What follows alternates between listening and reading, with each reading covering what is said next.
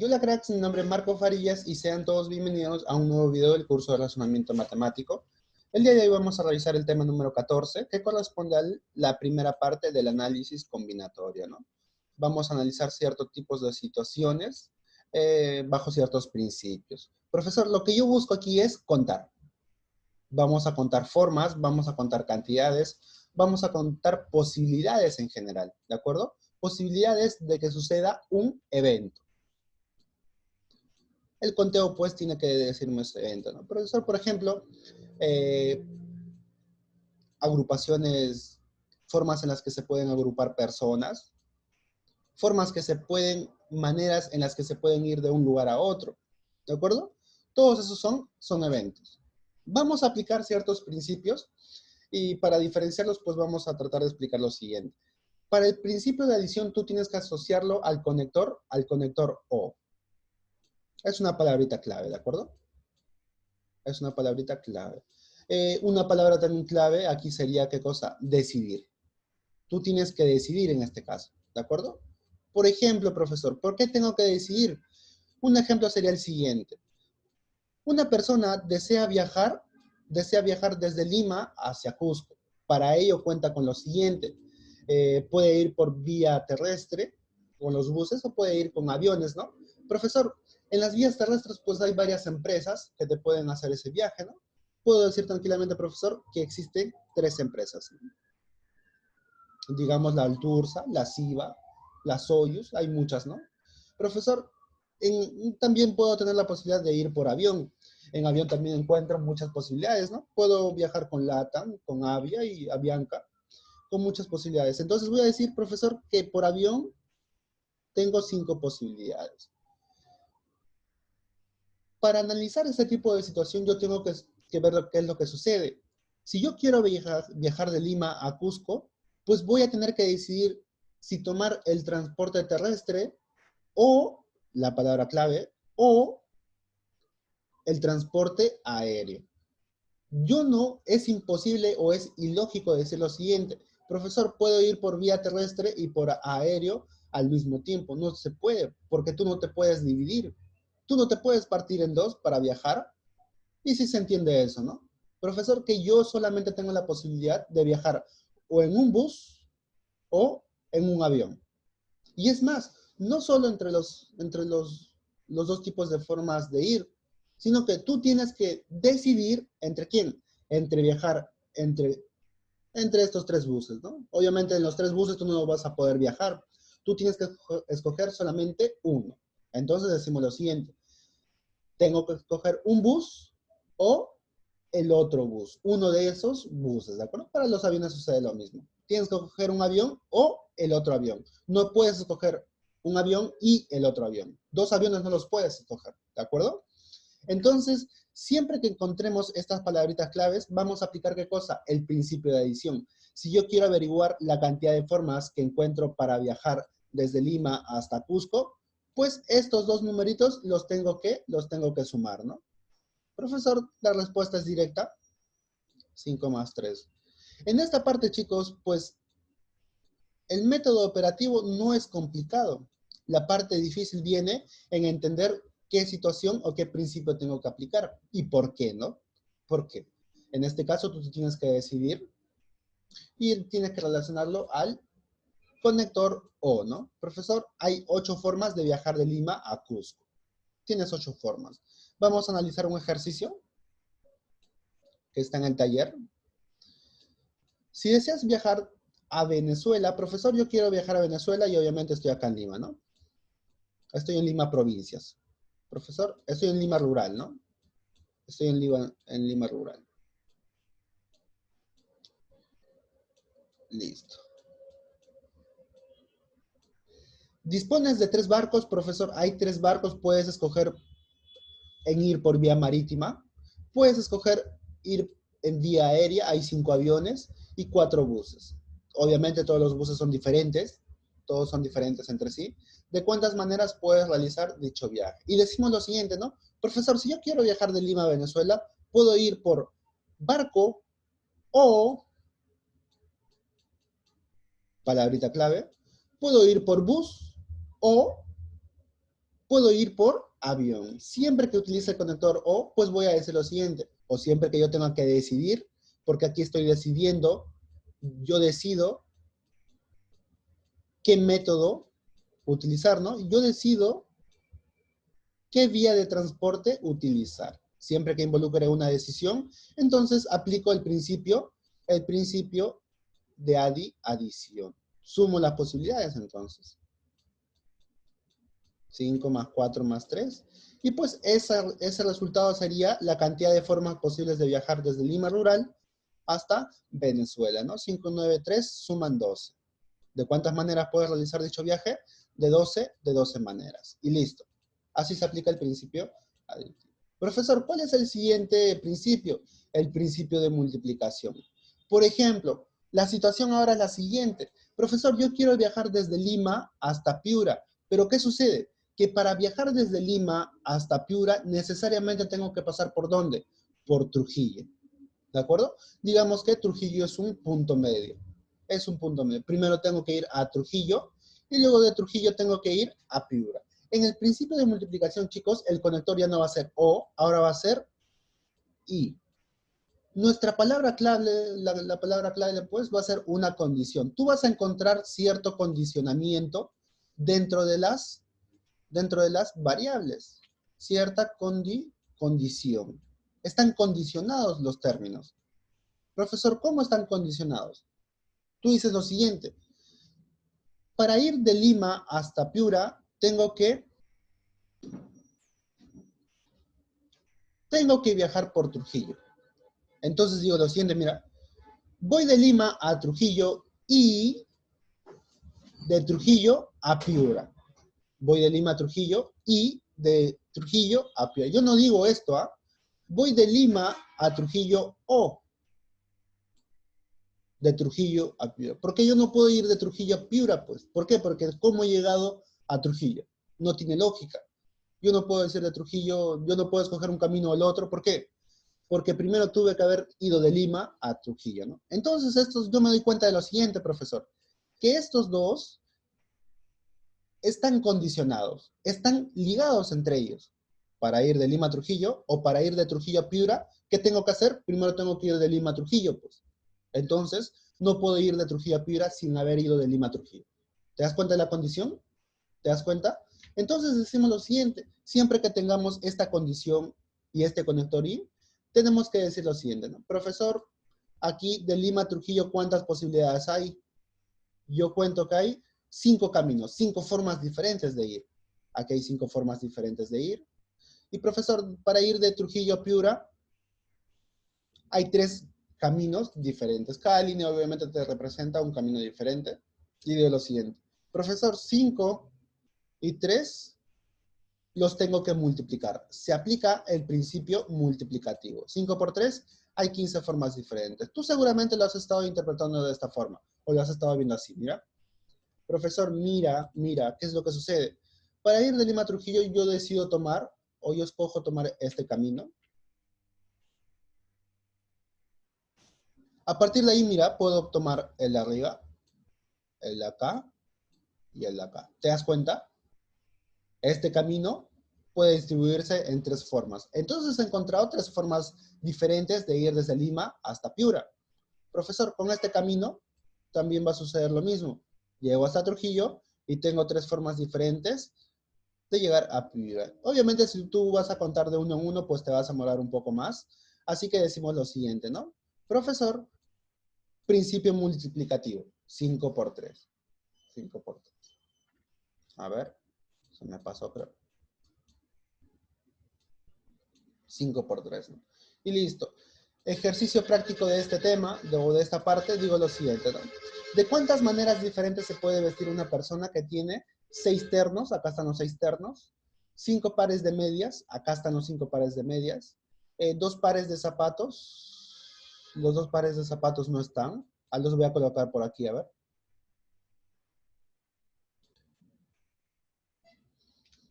Listo, profesor, ya metimos los 2 pares de zapatos. 8 corbatas, acá están las 8 corbatas y 6 camisas.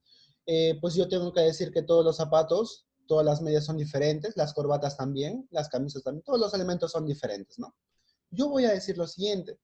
Esto es algo así como analizar la situación. Tenemos que hacer el análisis para ver qué principio vamos a aplicar, ¿de acuerdo?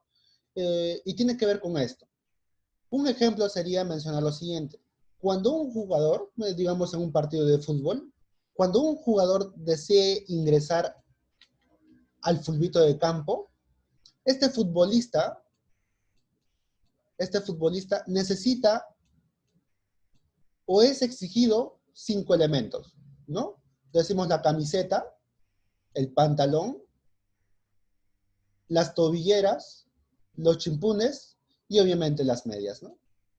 Estos 5 elementos son condicionantes.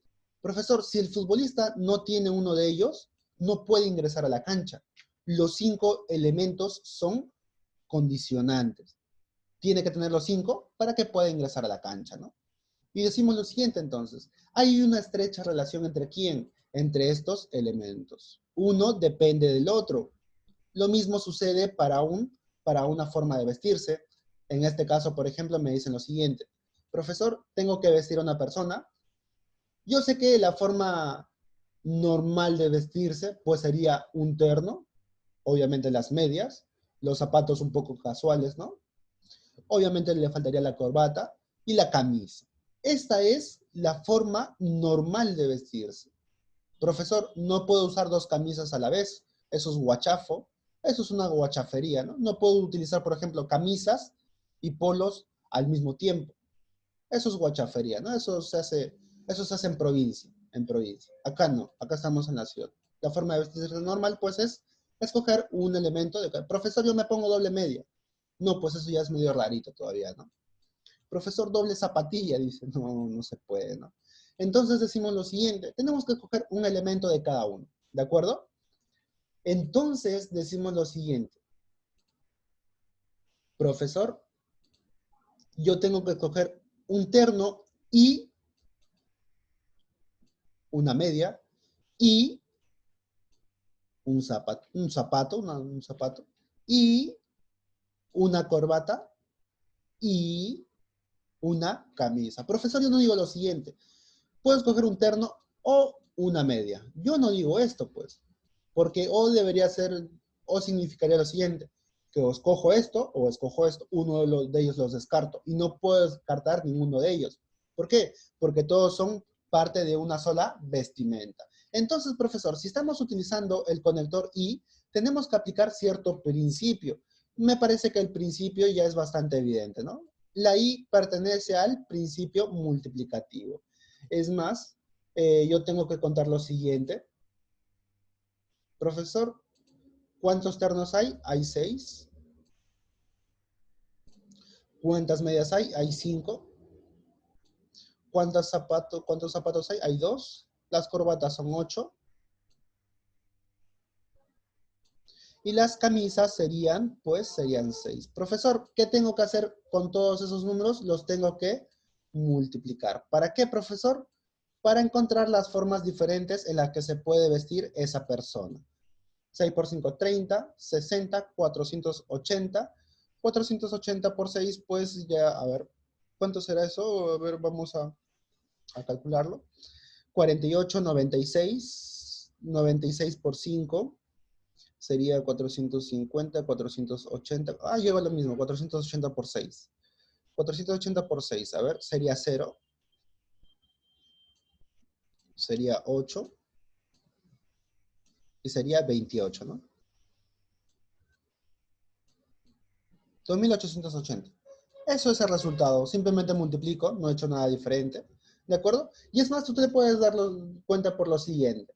Profesor, yo digo lo siguiente. Si yo escogiese este terno, yo podría combinarlo con esta media. Yo podría combinarlo con esta zapatilla. Lo combino con esta corbata.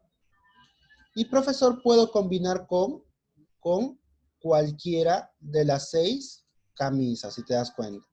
Puedo combinar con cualquiera de las 6 camisas, ¿de acuerdo? Entonces ahí se genera tu profesor. Y si escogiese esta corbata, pues con la otra corbata, puedo combinar otra vez con las 6 camisas, con esta corbata, con estas 6 camisas, y así voy multiplicando todo. La construcción se hace multiplicando todo. Pero obviamente tú, si quieres contar de esta forma, no vas a terminar nunca. ¿Por qué? Porque son 2.880 formas diferentes de vestirse. ¿De acuerdo? Profesor, otro ejercicio, otro ejemplito. Lo voy a traer por aquí. Lo voy a traer por aquí. Ahora el caso es el siguiente.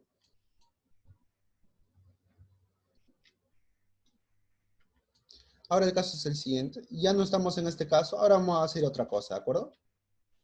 Mira, para que te des cuenta de cuál es la diferencia. Profesor, y si el problema fuese diferente, por ejemplo, vamos a hacer una variación. Vamos a decir lo siguiente. Profesor, tiene 6 ternos, pero los 6 ternos son iguales. Son idénticos. Eso es un condicionante, ¿ya? Tengan cuidado con este detalle. Si los 6 ternos son iguales, da lo mismo que yo escoja entonces este terno o este terno. Se trataría del mismo caso. ¿Por qué? Porque ambos ternos son iguales, pues. ¿De acuerdo? Entonces digo lo siguiente. 5 pares de medias, 3 son iguales. 2 pares de zapatos, 8 corbatas, 2 son iguales. Y 6 camisas, 3 son iguales. Profesor, ¿el problema ha cambiado? Por supuesto que sí. Si los 6 ternos son iguales, van a tener esta característica. Que los 6 ternos se van a comportar como un solo terno. ¿Por qué? Porque da igual escoger esto, o esto, o esto, o esto, porque son los mismos ternos. Al momento de hacer la combinación, de combinar con las otras prendas, pues se van a tratar del mismo caso. Tú te vas a ver igual, no te vas a ver diferente, ¿no? Porque son los mismos ternos. Y listo. Los 6 ternos, profesor, se comportan como uno solo. De los 5 pares de medias, 3 son iguales.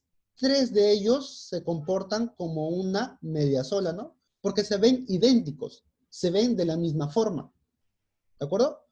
2 pares de zapatos, obviamente estos son diferentes. 8 corbatas, 2 son iguales. Estas 2 corbatas se comportan como una sola. Y 6 camisas. 3 son iguales. 3 de estas camisas, pues se comportan como una sola. ¿Por qué? Porque con estas camisas te vas a ver de la misma forma siempre, ¿no? El ejercicio ha cambiado, chicos. El número de ternos ya no es 6. Ahora mi número de ternos es 1.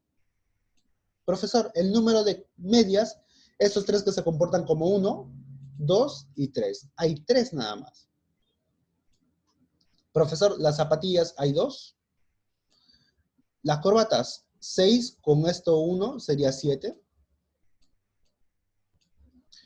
Las camisas, estos 3 se comportan como 1, 2, 3 y 4. Hay 4, ¿no? Profesor, yo sé que tengo que aplicar el método, el principio multiplicativo.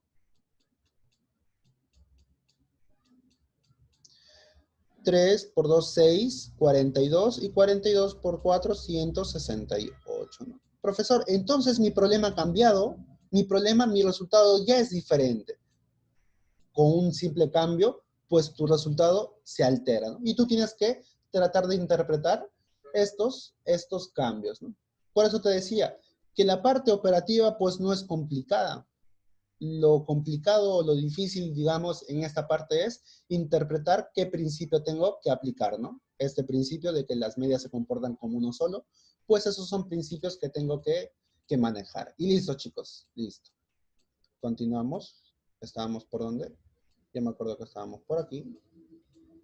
Aquí estamos. Profesor, otro ejercicio. Para ir desde A hasta B, yo tengo que pasar por C, o también puedo irme de frente, ¿no? Yo quiero averiguar cuántas rutas diferentes tengo para irme desde A hasta B. Yo voy a decir lo siguiente.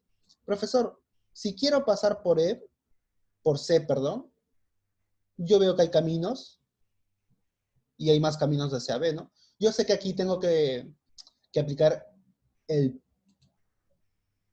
conector O, perdón, el conector I. ¿Por qué? Porque tengo que pasar por estos caminos y por estos caminos. ¿De acuerdo? Tengo que pasar por estos caminos y por estos caminos para llegar desde A hasta B. Entonces, profesor, yo observo lo siguiente. Que aquí hay tres posibilidades y aquí hay 4 posibilidades. ¿Qué hacemos? Pues esto sería lo siguiente, ¿no? Si utilizamos el conector I, entonces es principio de multiplicación. Principio de multiplicación. 3 por 4, hay 12 posibilidades entonces.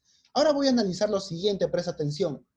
Para llegar desde A hacia B, yo puedo escoger en irme de frente, o sea, tomar los caminos directos, o atento con ese operador, o pasar por C. Tomar rutas que son, digamos, alternas, ¿no? Que son quebradas. A eso se le podría llamar un cierto desfase en el camino, ¿no? Me parece que tiene un nombre, pero a ver, vamos a decir esto. Para llegar desde A hacia B, yo puedo escoger, atento, yo escojo, yo decido, ¿qué cosa? Yo decido entre irme directo, o sea, tomar estos caminos que son directos desde A hacia B, esta es la palabra clave, puedo escoger, ¿qué cosa? Tomar, pues, estas rutas alternas pasando por C. Puedo escoger pasar por C o irme de frente. ¿De acuerdo? Entonces, ¿qué principio aplico ahí? Principio aditivo. Para llegar desde A hasta B pasando por C, hay 12 caminos diferentes. Y para llegar desde A hasta B de forma directa, ¿hay cuántos caminos? 2 aquí, 2 aquí. Hay 4 caminos. Principio de adición. 12 más 4, 16. Y listo, ¿no? Entonces, ¿cuántas formas diferentes hay para llegar desde A hacia B? Hay 16 formas diferentes. Atentos con este detalle. El principio aditivo y el principio multiplicativo. Profesor, para una permutación, se da el caso siguiente. Vamos a suponer que en el ejemplo tenemos 5 personas, 5 amigos y se quieren ir al cine. Estas 5 personas se quieren ir al cine y el primer caso es el siguiente, que encuentran solamente dos butacas disponibles. Entonces, yo tengo que agrupar estas 5 personas dentro de esas 2 butacas, ¿no? Profesor, obviamente las 5 personas no se van a poder sentar ahí. Profesor, mi amigo se va a sentar encima de mi otro amigo. No, chicos, eso no se puede hacer. No se debería, ¿no? No se deberían sentar encima de otra persona. Entonces vamos a decir lo siguiente, que cada persona pues ocupa un asiento. Lo que yo quiero averiguar es cuántas formas diferentes existen de formar o de que se puedan sentar, ¿no? Yo digo lo siguiente entonces, para este asiento, profesor, yo sé que esta persona puede ir aquí, esta persona puede ir aquí, esta persona también puede ir aquí, esta persona también, y finalmente esta persona. Profesor, para este asiento existen 5 posibilidades, ¿no? Cualquiera de las 5 personas se puede sentar aquí, ¿de acuerdo? Profesor, para el otro asiento, ¿qué va a suceder? Pues va a suceder lo siguiente, que una de las personas pues ya se sentó aquí. Una de las personas ya se sentó aquí. Profesor, entonces, ¿cuántas posibilidades quedan para este asiento? Quedan 1, 2, 3 y 4 posibilidades, ¿no? Entonces, analizo qué principio tengo que aplicar. Tengo que aplicar, mira, yo decido si sentarme en esta butaca o... perdón. Las personas, pues, tienen que analizar esto, ¿no? Profesor, las personas tienen que analizar lo siguiente. Los dos asientos tienen que estar juntos. Esta es la variable principal, los asientos, porque estos son donde tengo que ubicarme. Profesor, yo tengo que llenar este asiento y llenar el otro asiento. Los dos asientos los tengo que utilizar, ¿no? Me siento aquí y pues también me siento aquí. Tengo que ocupar estos dos asientos. Profesor, y es el principio multiplicativo.